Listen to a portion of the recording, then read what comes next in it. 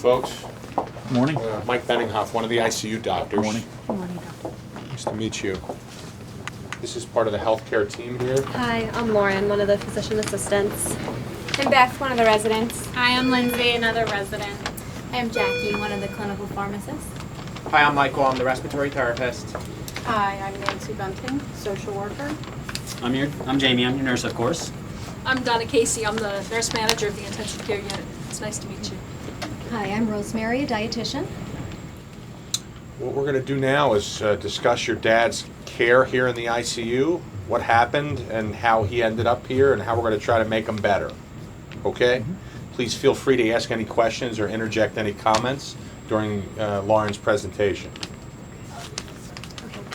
All right, so this is Mr. Gervais. He's a 79-year-old male with a history of thyroid carcinoma, originally diagnosed in 2006, where he had a thyroidectomy as well as ablation, which reoccurred in April of 2009 in his thyroid as well as his lung.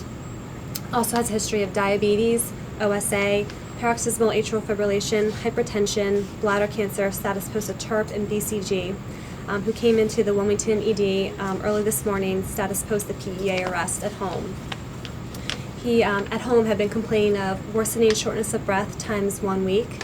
When they called EMS and they arrived at his house, he was noted to be in severe respiratory distress in the tripod position with an O2 sat of 68%. He subsequently became bradycardic and went into a PEA arrest.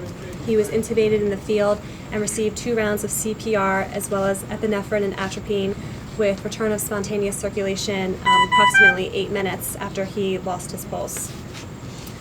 He was transported to the Wilmington ED where his vital signs were stable. He did have some dark blood coming from his endotracheal tube when he arrived. On my exam this morning, he was unresponsive. He is currently on the hypothermia protocol and is sedated with Versed, fentanyl, and Nimbex. In terms of his lungs, he had some scattered bronchi. His heart, normal S1, S2. His abdomen was benign. He had 1+ pinning edema bilaterally. His labs were notable for a lactate of 13. His BNP was essentially almost normal. He did have an anion gap of 18. His first set of cardiac enzymes were negative. His most recent ABG showed a pH of 7.33, a PCO2 of 42, and a PO2 of 146, and that was on these current ventilator settings.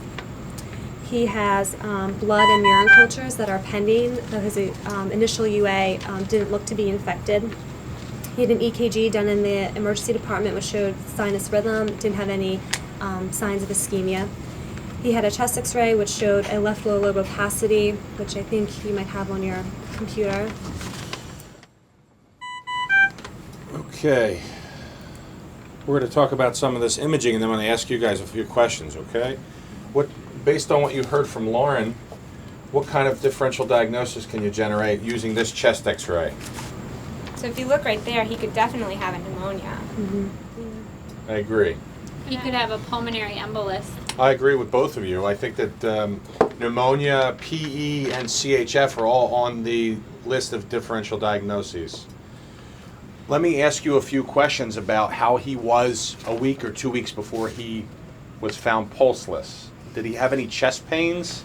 No, not that I'm aware. How was his activity level? Not very active. The past couple of months, we've noticed him slowly decline in activities. He really just slept a lot during the day, either in bed with a CPAP machine or just in front of the TV in the recliner. He didn't drive anymore, and he was tired in the past week. He was short of breath, coughing a lot. We were concerned, but he went to the doctors and said, "Oh, everything's fine." So. And he could go up and down a flight of stairs? He had a lot of difficulty. When he was coughing, was there anything that was productive about his cough? Or is it kind of dry? It was dry.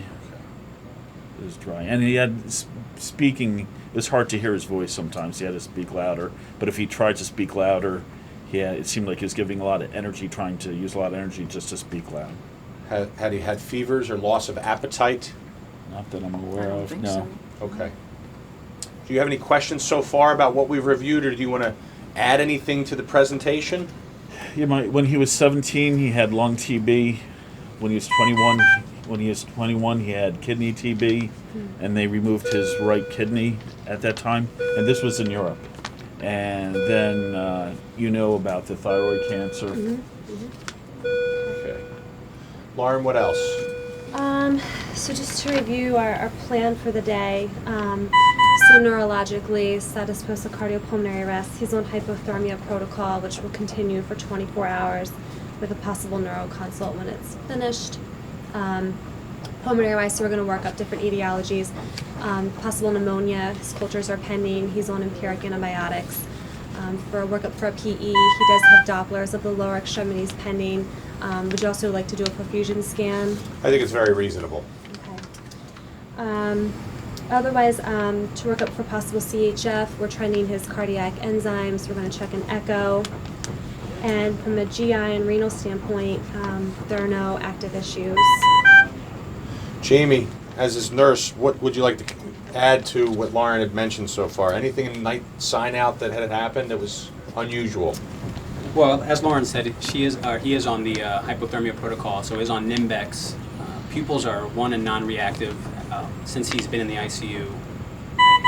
He has had a lot of copious tan secretions. There is a culture pending, so we're waiting for that. Otherwise, he's synchronous on the vent. Is covered pretty adequately with sedation and pain coverage.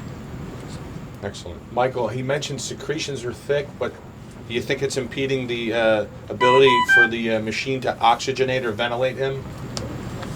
No, we're just going to maintain him on current settings. We have the ventilator humidified, and we're using Mucomist for the secretions.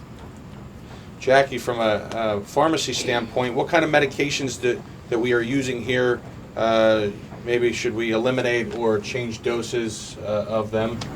Well, being the fact that he's on the hypothermia protocol, he is on the fentanyl drip, so maybe to see if the nurses can try to titrate that down. And what recommendations do we have from nutrition? When able to start the tube feedings, you may want to start with trickle feeds with an isotonic formula. I'll have the recs in the chart when you need them. Thank you. We've talked about the variety of things here on rounds that can cause your husband's heart to stop. A lot of times we treat multiple disease processes and sort out and rule out what life-threatening conditions exist or not. So it could take some time to get to the bottom of what caused the problem. In the meantime, he's quite stable right now, and we're encouraged by some progress that he's made. He's not in any pain, is he? According to the assessment at the bedside by Jamie, his sedation and his pain is well controlled, and we strive to make sure that we keep his sedation and pain at an adequate level. That's my main concern, is that I don't want him feeling anything. I don't want him in any pain. And as I grew up, he and my mother and I always talked about what their wishes were in this time. And he does not want any medical assistance. He doesn't want machines breathing for him. He has a living will. We can produce that if he want, but we know his wishes. Donna, what kind of comments do you have about DNR status? That's wonderful that you are aware of what his wishes are. We have so many patients whose families just don't know, so that's really a blessing for him. It's great if you could bring in a copy of his advance directive. We will put that on the chart. Lots of people say they would never want to be on machines, but given the option of, maybe there's a reversible process, would he want to be on the machines for just a short period of time so that we could see if we could get him better and through this?